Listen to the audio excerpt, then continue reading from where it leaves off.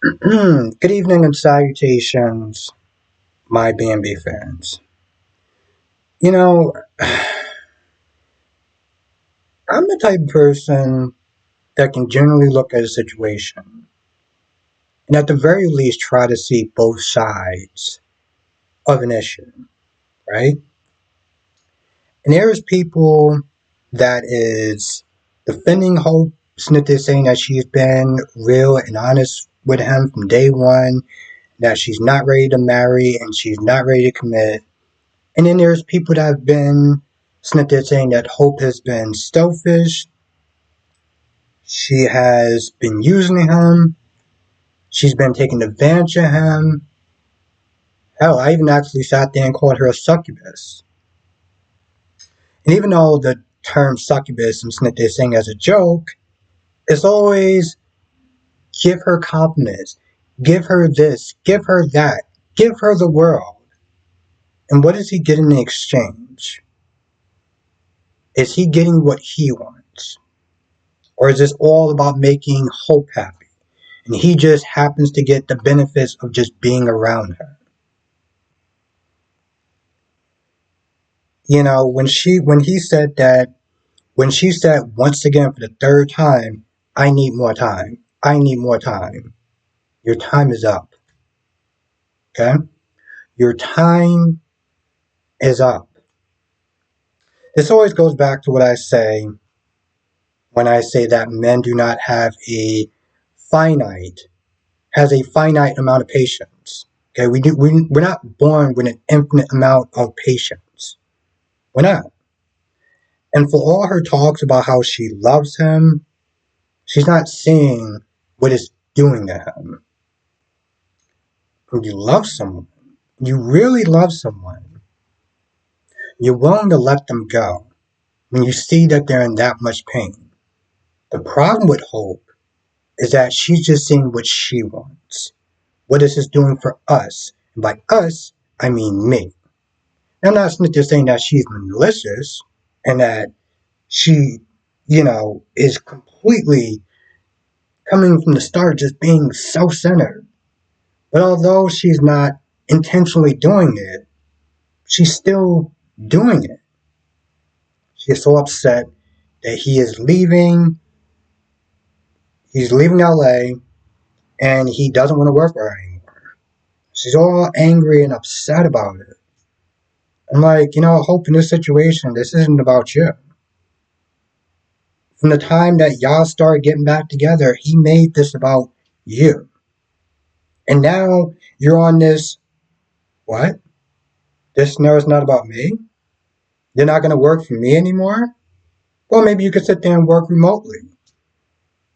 Oh, you are still simply trying to control the situation. And you're still trying to bend it to the way that you want this scenario to turn out. That's not any of this. Any of this stuff called life works. And he says, you know what? I want my son to sit there and see a positive male role model that's not going to sit there and just be used and abused and, constantly being hurt and expecting more than what he's getting. Because I said this in my live stream yesterday, because Hope keeps talking about how Steffi is butting in and this, that, and the third. If your son was dealing with somebody like that, and he kept getting rejected, he kept putting everything into her, you would say something. So you're really out of pocket if you think that his sister is not going to sit there and stand up for him. Now, in the other room, in Eric's office, they always have their meetings and lunches and have little bangathons right on his desk. I feel bad for Reg in the situation, okay? Because you got his daughter going after his wife. There's a point where Brooke is like, you're just going to let her talk to me like that? This is between y'all two. Why should I have to sit there and come in there and play Captain? Well, I'm not going to say it, but why are you sitting there trying to make him choose sides? And that's what goes on. Like, Yes, I get it. She is coming at you in a way that is kind of out of pocket. Bringing up her past, bringing up the fact that she's a Logan, and just coming at her daughter in a very antagonizing way. No matter how well intentioned it is, because I am siding with Stephanie on this one. Everything that she said was not wrong.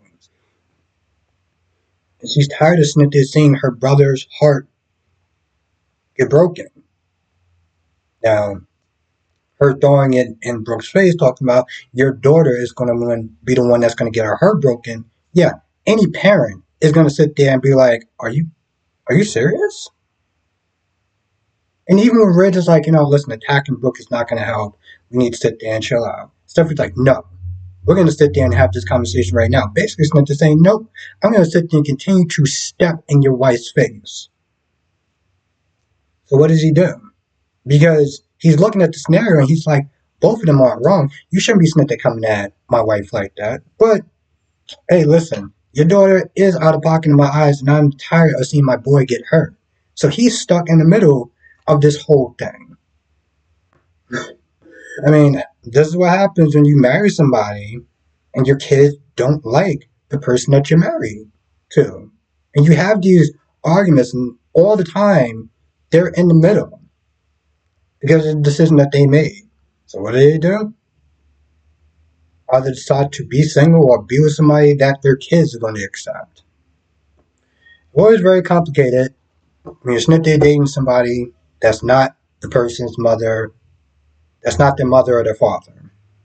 Get into scenarios like this where the Logan versus Forsters drama happens.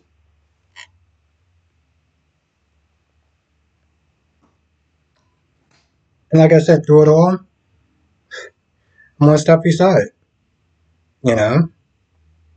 I mean, Hope bringing up Thomas's past was out of pocket, but Steffi bringing up Brooke's past was out of pocket. And that's why he's like, you're wrong about that, you're wrong about that. And he's just kind of just sitting there, saying very little, watching both of these two women go at each other that he genuinely loves. And I know a lot of people don't like Reg, and I get that, right?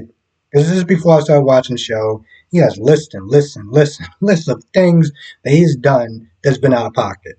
But you take that stuff, you take all those feelings aside, he's a man that's there stuck in the middle. And that sucks. He's a man that's stuck in the middle of two very strong willed women. And that sucks.